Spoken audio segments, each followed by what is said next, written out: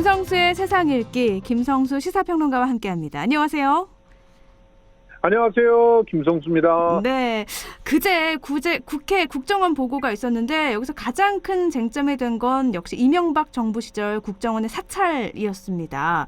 이명박 정부 시절 국가정보원이 정치인 등 1000여 명을 전방위적으로 사찰한 사실이 드러난 건데 피해자들이 사찰 정보 전면 공개를 요구했죠.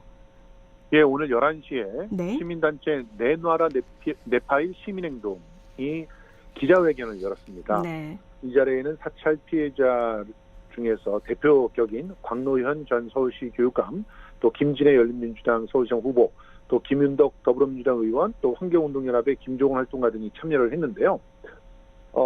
이 김종훈 활동가는 공개 자료에 따르면 4대강 사업을 반대하는 이들을 반정부 좌편한 인사라 규정을 하고 네.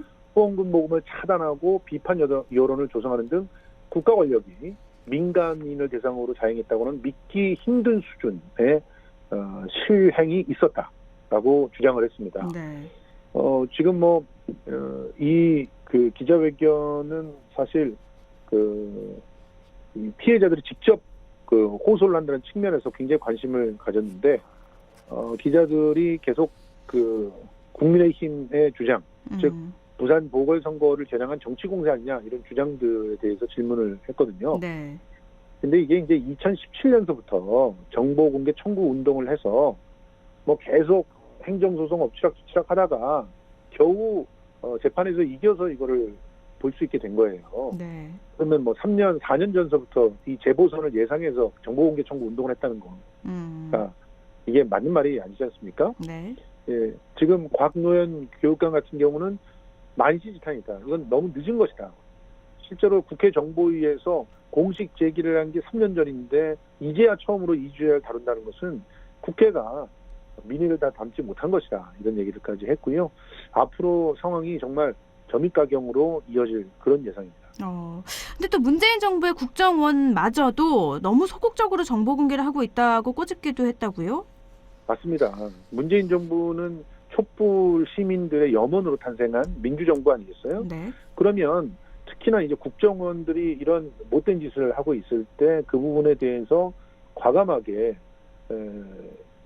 그 문제를 드러내고 또 책임을 져야 될 사람을 책임지게 하는 그런 조치들을 취했어야 되는 것이거든요. 네. 그런데 지금 그러지도 못했고 또 지금은 국정원이 내부 국내 자료들을 갖다 조사한다든가 수사를 한다거나 이런 권한들은 전부 다 도려내긴 했지만 그래도 지금 문건에 대해서 적극적으로 공개하고 과거의 잘못을 공식적으로 사과하고 이와 관련돼 있는 그런 관련자들은 국정원에서 이제 축출하는 그런 일들은 하지 않고 있거든요. 네. 지금 심지어는 진상규명특별법을 만들어달라 이렇게 요청을 하고 있어요. 이게 박지원 국정원장이 국회 정보위에서 주장했던 얘기인데 네. 물론 법은 법대로 필요할 거라고 봅니다. 그렇지만 이 법이 제정된 다음에야 정보 공개를 한다는 것은 사실상 아무리 지금 정보를 인멸한다거나 이런 위험이 없다고 해도 네. 그 피해를 입은 사람들에게 예의가 아니다. 그래서 먼저 국정원이 전모를 밝혀야 된다 이렇게 주장을 했던 것입니다. 국민의힘에서는 계속 정치 공작이다라는 건데요. 그래서 이 DJ 정부 시절에 도청권도 공개해야 된다 이렇게 또 주장을 하는 것 같아요. 예, 특히 오늘 국민의힘 부산시장 경선 후보인 박민식 전 의원이 국회에서 기자회견을 열고 김대중 정부 때 역대 국정원 사상 가장 조직적으로 불법 도청이 이루어졌다라고 주장하면서 네. 박지원 국정원장이 국정원의 비밀 자료를 취사 선택하고 이를 정적으로 악용하려고 한다 이렇게 주장하는데 아까도 말씀드렸지만 이 사실관계를 정확히 모르시는 것 같아요. 박지원 국정원장이 선택해서 이걸 정치적으로 악용하려고 공개하는 게 아니라 법원의 명령입니다. 네. 박지원 국정원장은 아무 힘이 없어요. 법원이 특히 대법원이 이거를 결정을 했는데 이거를 항의를 하고 이렇게 됐다가는 그러면은 본인이 공직자로서 자기 의무를 다하지 못하는 것이 되는 것이죠. 그리고 지금 이제 본인이 당시 국정원이 수십억 원을 들여서 감청 장비를 활용해서 여야 정치인, 기업인, 언론인 등을 갖다 무차별로 도청했다고 주장을 하는데 네. 그때 당시에 2004년이었죠. 그때 당시에 임동원 신건 전 국정원장이 불법 도청을 방관한 혐의로 구속 기소가 됐을 때 네. 그때 사건 담당 주인 검사였어요. 본인이 그러면 수사 자료를 공개하면 됩니다. 그런데 지금 사실상 그때 당시에도 이 구속 기소가 됐다고 하지만 여러 가지 그 다툼의 여지들이 있었던 것이고, 특히나 이제 DJ 그러니까 김대중 대통령 같은 경우는 이런 불법 도청에 대한 그 어떤 자료도 보고받은 적이 없어요. 대통령이 보고받지 않은 자료를 국정원 그 요원들이 자가 발전하듯이 그 했다고 해서 정부에 연관이 있는 게 아니잖아요. 그런데 지금 이 사안은 대통령이 직접 지시했다는 문건도 나왔고, 네. 그리고 대통령의 홍보기획관 또 정무수석이 이를 보고받았다라고 한 내용까지 다 들어있습니다. 네. 이거는 정권 차원에서 진행한 일이잖아요. 이거를 동시에 이렇게 놓는 것은 지금 더불어민주당에서 주장하듯이 본질을 흐린 물타기다 이렇게 볼 수가 있겠죠. 대통령에게 보고가 됐고 안 됐고가 굉장히 중요한 부분인데 그걸 봤을 때는 다른 문제다라고 보시는 건데요. 이명박 정부의 국가정보원이 그러니까 정치인, 법조인, 언론인, 연예인 뭐 할 것 없이 천여 명을 사찰했다는 게 핵심인데 사찰의 수준 또 문건의 내용이 더 충격적이라고요? 예, 그렇습니다. 여기 이제 내용들을 보면요. 네. 지금 뭐 민정수석실, 정치인 등 주요 인사 신상자료 관리 협조 요청이라고 하는 내용에 민정수석실 요청 사항이다라고 하는 게 들어가 있어요. 네.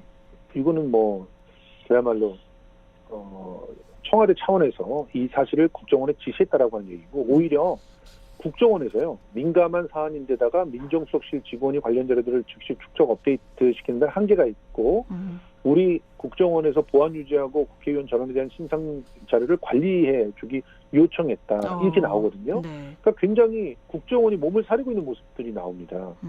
그리고 거기 보면은 내년도 지방선거 출마 예상자 명단, 종합 각 당별 거론, 예상되고 있는 16개 시도 광역자치단체장 및 고위급 후보 지역 당별 예상 후보를 표로 작성하되 광역단체장과 교육감을 구분해서 지원하죠. 이런 내용까지 들어가 있어요. 이게 청와대 주요 요청 현황입니다. 청와대가 국정원에다가